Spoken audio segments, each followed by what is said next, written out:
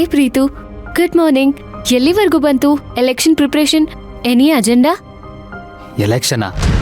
ನನಗದ್ರ ಸಹವಾಸನೆ ಬೇಡ ಅನ್ನಿಸ್ತಾ ಇದೆ. ಏನು ಎಲೆಕ್ಷನ್ ಬೇಡ ಅಂತ ಅನ್ನಿಸ್ತಿದ್ಯಾ? ಯಾಕೆ, ಏನಾಯ್ತು? ಇಲ್ಲ ಕಾವೇರಿ, ನಾನು ಎಲೆಕ್ಷನ್ಗೆ ನಿಂತ್ಕೊಳ್ಳಲ್ಲ.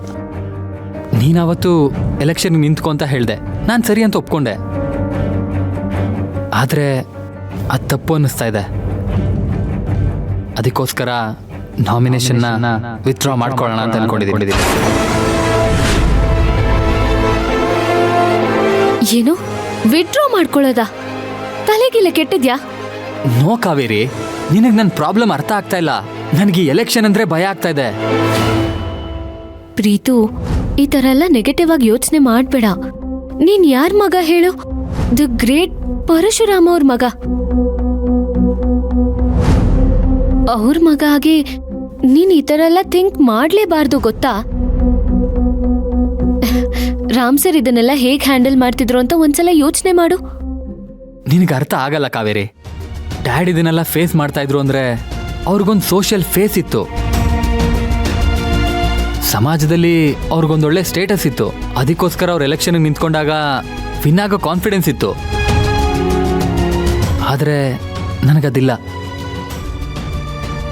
ಜನರಿಗೆ ಪ್ರೀತಮ್ ಅಂದ್ರೆ ಯಾರು ಅಂತಾನೆ ಗೊತ್ತಿಲ್ಲ. ನಾನು ಎಲೆಕ್ಷನ್ ನಿಂತು ಸೋತೋದ್ರೆ ಹೇಗಿರುತ್ತೆ ಹೇಳು? ಅದು ನನ್ನ ಮತ್ತು ನನ್ನ ಫ್ಯಾಮಿಲಿ ಇಮೇಜ್ನ ಡೌನ್ ಮಾಡುತ್ತೆ ಕಾವೇರಿ. ಅದು ನನಗೊಂಚೂರು ಇಷ್ಟ ಇಲ್ಲ. ಭಾವ ಕೂಡ ಅದನ್ನೇ ಹೇಳ್ತಾ ಇದ್ರು.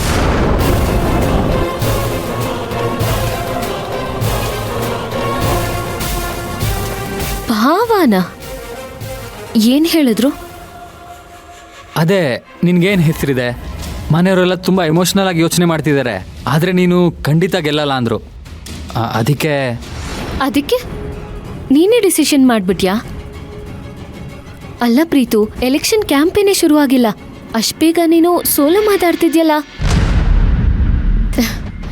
ಏನ್ ಗೊತ್ತಾ, ಕ್ರಿಕೆಟ್ ಆಡುವಾಗ ಬಾಲರ್ ಬಾಲ್ ಹಾಕಕ್ಕೂ ಮುಂಚೆನೆ ನಾನು ಔಟ್ ಆಗ್ತೀನಿ ಅಂತ ಬ್ಯಾಟ್ನ ಬಿಸಾಕಿ ಪೆವಿಲಿಯನ್ಗೆ ವಾಪಸ್ ಬಂದಂಗಾಯ್ತು ನಿನ್ ಕತೆ.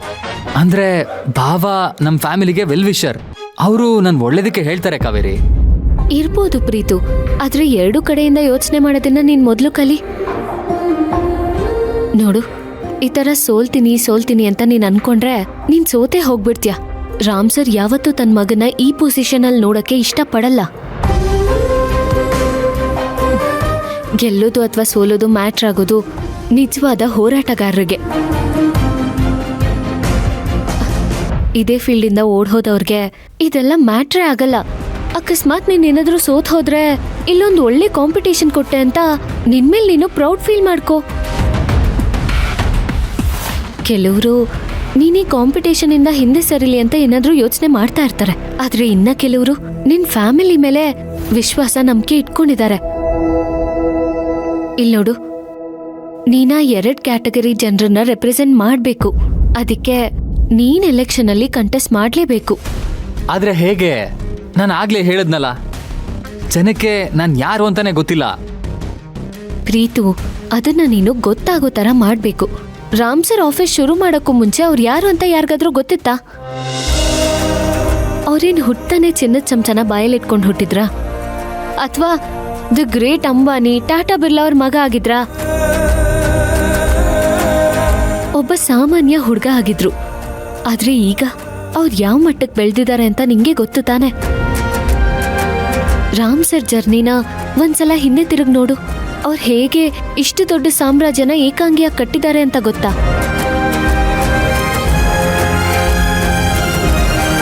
ನಿನ್ ಮುಂದೆ ಲೈವ್ ಎಕ್ಸಾಂಪಲ್ ಇದೆ, ಅದನ್ನ ಅರ್ಥ ಮಾಡ್ಕೋ. ಅದರಿಂದ ಮುಂದೆ ನಡಿ. ಆಗ ನಿನ್ ಸೋಲೋ ಮಾತೇ ಆಡಲ್ಲ. ಎಸ್, ಆದ್ರೆ ಪ್ರೀತು, ಆದ್ರೆ ಗೀದ್ರೆ ಏನೂ ಇಲ್ಲ. ಇದೊಂದು ಎಲೆಕ್ಷನ್ ಮಾತ್ರ. ಇದ್ ನಮ್ ಲೈಫ್ನ ಡಿಸೈಡ್ ಮಾಡಲ್ಲ, ಅಥವಾ ಇದ್ರ ರಿಸಲ್ಟೇ ನಮ್ ಲೈಫ್ನ ರೆಪ್ರೆಸೆಂಟು ಮಾಡಲ್ಲ. ಇದು ಜಸ್ಟ್ ಎಲೆಕ್ಷನ್ ಅಷ್ಟೇ. ಸೋಲು ಗೆಲುವು ಎಲ್ಲ ಇದ್ದೇ ಇರುತ್ತೆ ಅಂತ ಅನ್ಕೊಂಡು ನಾವು ಮುನ್ನುಗ್ಬೇಕು ಪ್ರೀತು.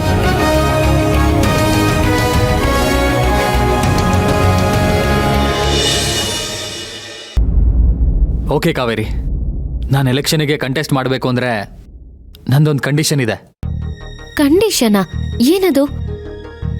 ನೀನು ನನ್ನ ಎಲೆಕ್ಷನ್ ಕ್ಯಾಂಪೇನ್ಗೆ ಮ್ಯಾನೇಜರ್ ಆಗಬೇಕು. ಆಗಲೇ ನಾನು ಎಲೆಕ್ಷನ್ಗೆ ನಿಂತ್ಕೊಳ್ಳೋಕೆ ಒಪ್ಕೋತೀನಿ. ಇಲ್ಲಾಂದರೆ ನಾನು ನಿಂತ್ಕೊಳ್ಳಲ್ಲ ಕಾವೇರಿ.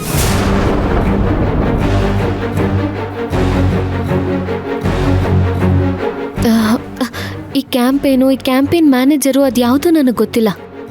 ಆದರೆ ನಾನು ನಿನ್ನ ಜೊತೆ ಯಾವಾಗಲೂ ಇದ್ದೇ ಇರ್ತೀನಿ.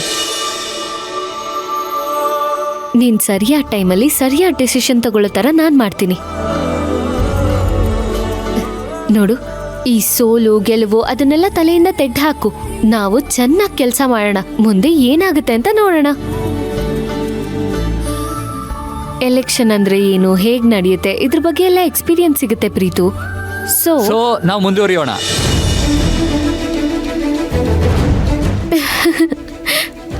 ಎಸ್, ಥ್ಯಾಂಕ್ಸ್ ಕಾವೇರಿ, ಈಗ ನನಗೆ ಕಾನ್ಫಿಡೆನ್ಸ್ ಬಂತು. That's good Preethu.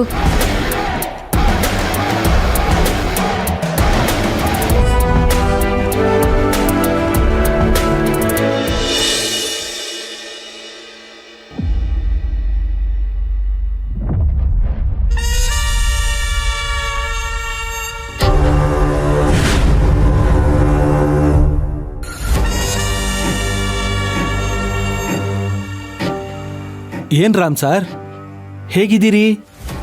ನೀವಿಲ್ಲಿ ಮಲಗಿದ್ದೀರಿ? ನಿಮ್ಮ ಮನೆಯವರು ಇಲ್ಲಿರೋದನ್ನ ಮುಚ್ಚಿಟ್ಟಿದ್ದಾರೆ. ಆದ್ರೆ ನಮ್ಮಂತ ಜರ್ನಲಿಸ್ಟ್ಗಳು ಕಣ್ ತಪ್ಪಿಸಿ ಏನು ಮಾಡೋಕ್ಕಾಗಲ್ಲ ಸರ್. ಇದು ನಮ್ಗೆ ಒಳ್ಳೆ ಸಬ್ಜೆಕ್ಟು. ನಾಳೆ ನೋಡಿ ಇದನ್ನ ಹೆಂಗ್ ಬ್ರೇಕಿಂಗ್ ನ್ಯೂಸ್ ಮಾಡ್ತೀನಿ ಅಂತ.